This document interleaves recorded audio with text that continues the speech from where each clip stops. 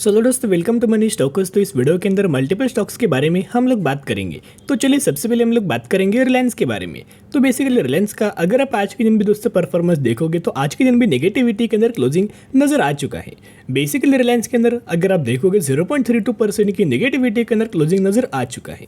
तो आपको पता होगा मैक्सिमम जो कंपनी का जो वेटेज रिलायंस के पास निकल के आ रहा है, जो निफ्टी 50 का जो मैक्सिमम जो वेटेज होता है वो रिलायंस के ही अंदर दोस्तों डिपेंड है।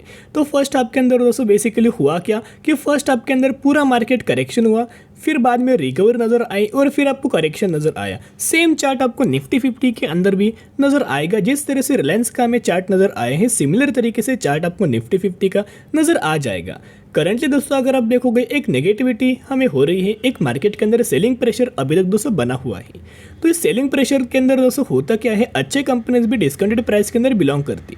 और बात करते करते रिलायंस अगर आप देखोगे 2500 रुपये के ऊपर लगातार कंपनी सस्टेन होने का यह अच्छे खासे बेसिस के ऊपर स्ट्रगल कर रहा था, लेकिन बाद में हुआ क्या, करंटली 455 रुपीज़ की क्लोजिंग हमें आज के दिन रिलायंस के अंदर नजर आ चुकी है। अभी भी जो रिलायंस का जो बिग अमाउंट ऑफ जो रजिस्टर वाला जो जोन है 2500 रुपीज़ का रजिस्टेंस वाला एक जोन निकल के आ रहा है। लेकिन दोस्तों वैसे मार्केट के अंदर अप्स एंड डाउन्स तो आपको नजर आएंगे, लेकिन इन अप्स एंड डाउन्स के अंदर आप किस तरीके से रोल मार्केट के अंदर प्ले करते हो उसके ऊपर आपका जितना भी बड़ी वेल्थ आपको फ्यूचर में होने वाला है, क्रिएट होने वाला है, आपका पोर्टफोलियो बनने वाला है, वो सभी उन चीज़ों के ऊपर डिपेंड होने वाला है। देखिएगा बहुत ज़्यादा लोग गलती क्या करते हैं, अगर ये गलती अगर आप करेंगे तो 100% आपको बड़ी वेल्थ स्टॉक मार्केट के अंदर आने वाले फ्यूचर में नहीं मिलने वाली।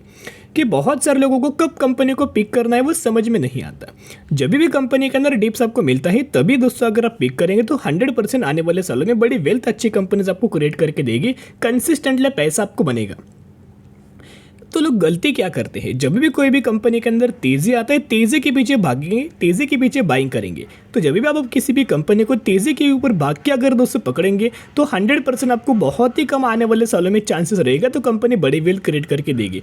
लेकिन हर डिप्स के अंदर, हर गिरावट्स के अंदर दोस्तों आप अगर बाइंग करेंगे तो अच्छी खासी कंपनी, फंडामेंटली स्ट्रॉन्ग कंपनी आने वाले सालों में बड़ी वेल्थ हमें क्रिएट करके दे सकती है। तो यही अच्छा खासा समय होता है जब भी कंपनी कंसोलिडेशन फेज के अंदर बिलोंग कर रही हो, गिरावट के अंदर बिलोंग कर रही हो, तो बाइंग करने का एक बहुत बढ़िया समय होता है। तो चलिए एक अपडेट्स के बारे में बात करेंगे। S&P global RIL BBB plus rating on resilience operational performance. तो बेसिकली अगर आप देखोगे ग्लोबल ब्रोकरेज फर्म बोल सकते हो, रेटिंग एजेंसी बोल सकते हो, उन्होंने रिलायंस के अंदर हमें रेटिंग दिया है BBB प्लस। यानी कि दोस्तों BBB प्लस रेटिंग बहुत ज़्यादा पॉजिटिव है और पॉजिटिव तरीके से इंपैक्ट आपको आने वाले सालों में रिलायंस के अंदर नजर आ सकता है। और एक बात दोस्तों इन्होंने मेंशन किया जो हमें आउटलुक जो नजर आया है जो रेटिंग का, आप देख सकते हो the rating come with a stable outlook. तो जो आउटलुक हमें जो नजर आया था वो स्टेबल हमें किया गया है। तो अच्छे कैसी बात है, रिलायंस के पॉजिटिव हमें अपडेट्स निकल के आ रहा है। तो दोस्तों जैसे कि आपको पता होगा हर एक कंपनी का जो म्यूचुअल फंड्स का जो डेटा है मई 2023 का हमें करंटली अपडेटेड हो चुका है। तो वैसे अगर आप रिलायंस का डेटा देखोगे मई 2023 का, तो अपडेटेड डेटा के बारे में हम लोग बात करें 139 म्यूचुअल फंड्स की बाय 962 म्यूचुअल फंड्स की सेलिंग रिलायंस के अंदर नजर आ चुकी है। लगातार अगर आप बाइंग का और दोस्तों डेटा देखोगे तो हर एक म्यूचुअल फंड्स अच्छी कंपनी के अंदर बाइंग कर रहे हैं। विप्रो के अंदर बाइंग किया है, इन्फोसिस के अंदर बाइंग किया है, TCS के अंदर बाइंग किया है, रिलायंस के अंदर बाइंग किया है, बजाज फाइनेंस के अंदर बाइंग किया है।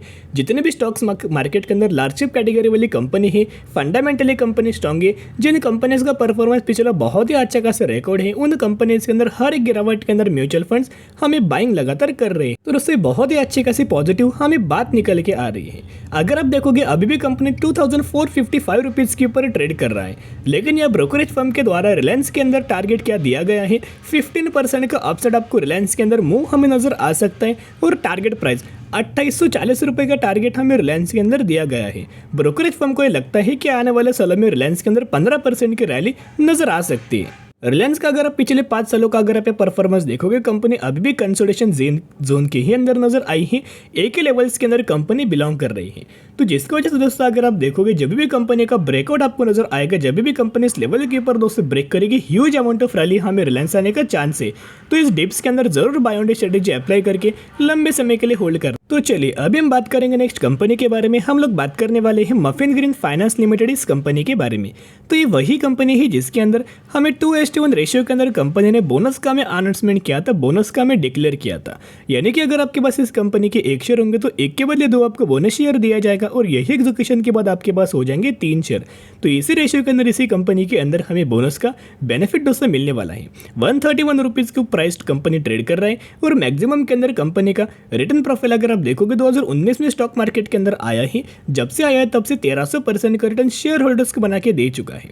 कंपनी का मार्केट कैप 650 करोड़ का है। एक माइक्रो कैप कैटेगरी से कंपनी बिलोंग करती है, लेकिन कंपनी अच्छा है, कंपनी का बिजनेस अच्छा है, तो ज़रूर कंपनी के बारे में स्टडी करना, एनालिसिस करना। अगर आपको कंपनी पसंद आई तो ही निवेश करना, नहीं तो दोस्तों स्किप करके चल सकते हो। सिर्फ हमें जितना अपडेट्स आता है वो अपडेट्स के बारे में मैं आपके साथ कवर अप कर देता हूँ। तो दोस्तों चलिए अभी हम बात करेंगे विप्रो के बारे में। तो विप्रो का भी अगर आप आज के दिन का परफॉर्मेंस देखोगे तो ऑलमोस्ट हमें 405 रुपये की क्लोजिंग एंड 0.44% का नेगेटिविटी के अंदर क्लोजिंग नजर आ चुका है। अगर आपने कल के दिन विप्रो लिमिटेड एडीआर का परफॉर्मेंस देखा होगा, जो कि न्यूयॉर्क स्टॉक एक्सचेंज के अंदर ये भी कंपनी हमें लिस्टेड है, यानी कि अमेरिकन मार्केट के अंदर ये कंपनी लिस्टेड है, जहां कल के दिन दोस्तों हमें विप्रो लिमिटेड के अंदर ऑलमोस्ट 1 से 1.5% की पॉजिटिविटी के अंदर क्लोजिंग आपको नजर आया। लेकिन इंडियन स्टॉक मार्केट के अंदर दोस्तों पहले से एक सेलिंग प्रेशर बना हुआ है और जब भी मार्केट के अंदर सेलिंग प्रेशर होता है मैक्सिमम कंपनीज के अंदर नेगेटिविटी का इंपैक्ट आपको नजर आ जाता है और यही वो रीजन है जिसकी वजह से आज के दिन मैक्सिमम कंपनीज के अंदर नेगेटिव क्लोजिंग हमें नजर आ चुकी। देखिएगा कंपनी के अंदर पॉजिटिव अपडेट्स क्या है। तो कल के दिन हमने बात किया था म्यूचुअल फंड्स का बाइंग का डेटा के बारे में, जहां मई 2023 का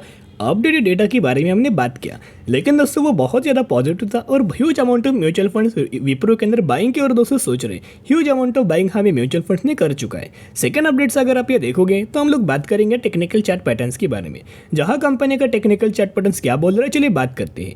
जो आपको येलो लाइन जो इंडिकेट्स हो रहा है वो ऑलमोस्ट हमें 50 डेज का ईएमएस है और 200 डेज का जो ईएमएस है वो ग्रे लाइन्स के अंदर इंडिकेट्स कर रहा है। तो करंटली अगर आप दोस्तों देखोगे ऐसा बोला जाता है कि जब भी कंपनी 50 डेज का मूविंग एवरेज ब्रेक करके 200 डेज का भी मूविंग एवरेज ब्रेक करते तो कंपनी के अंदर बहुत ज़्यादा चांसेस होता है, तो company huge amount of rally हमें नजर आ सकती है। तो सबसे पहले जो आपको विप्रो का टारगेट नजर आ सकता है 450 रुपये का लेवल से हमें विप्रो सबसे पहले दोस्तों ब्रेक हमें कर सकते हैं, बाद में 500 रुपये का ब्रेक आपको नजर आ सकता है, लेकिन बहुत शानदार तरीके से रैली हमें विप्रो के अंदर आपको नजर आ सकती है। एक और अपडेट्स अगर आप देखोगे जिन अपडेट्स के द्वारा आपके अंदर शानदार तरीके से कॉन्फिडेंस हमें डेवलप हो और यही कॉन्फिडेंस के द्वारा अच्छी कंपनी को लंबे समय के लिए होल्ड कर पाओगे। क्या होता है बुरी समय बुरा कंडीशंस के वक्त मार्केट गिरावट होने में जब मार्केट के अंदर करेक्शन होता है वो हमें जो साइकोलॉजी होती है जो पूरी तरह डिस्टर्ब हो जाती है पोर्टफोलियो देख देख के, तो लोग सेलिंग करना स्टार्ट कर देते हैं, सेलिंग करना पसंद करते हैं। तो जिसकी वजह से ये सेलिंग करने का वक्त नहीं है, ऊपर से बाइंग करने का वक्त है। अब एग्जांपल देखिएगा शेयर होल्डिंग पैटर्न्स के ऊपर आ चुके हैं। प्रमोटर्स की होल्डिंग तो सिमिलर है। एफआईज की अगर आप होल्डिंग देखोगे 6.30% का स्टेक था, वो बढ़ा के 6.38% का स्टेक किया। डीआईज अगर आप देखोगे 7.84% का स्टेक था, वो बढ़ा के 8.01% का स्टेक किया।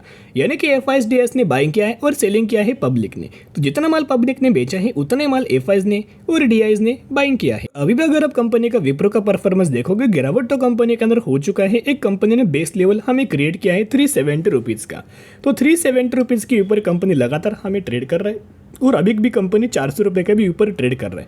जो कंपनी का इंपॉर्टेंट हमें रजिस्टेंस जोन निकल के आए हैं, जो कंपनी ने ब्रेक किया ऊपर ट्रेड कर रहा है और अभी भी कंपनी का जो सपोर्ट लेवल है 400 रुपये का ही हम सपोर्ट लेवल निकल के आ रहा है। तो धीरे धीरे करके विप्रो के अंदर हमें रैली आने वाले समय के अंदर नजर आएगी, कोई बहुत बड़ी जंप नजर नहीं आएगी, लेकिन जितना आपको डिप्स के अंदर विप्रो की कंपनी अवेलेबल हो उतना buy on day strategy apply करके फंडामेंटल स्ट्रांग कंपनी को लंबे समय के लिए होल्ड करना। तो दोस्तों कंपनी के अंदर कोई भी हमें पैनिक लेवल नहीं है, या फिर जितना भी आपको पैनिक लेवल क्रिएट हो किसी की ना सुने खुद की करे, इतना पॉइंट नोट करना। तो चलिए अभी हम बात करेंगे कोल इंडिया लिमिटेड के बारे में। तो कोल इंडिया लिमिटेड का अगर आप परफॉर्मेंस देखोगे तो कल के दिन ह्यूज अमाउंट ऑफ करेक्शन हुआ था, ऑलमोस्ट हमें 5% का करेक्शन नजर आ चुका था। तो ये करेक्शन क्यों हुआ?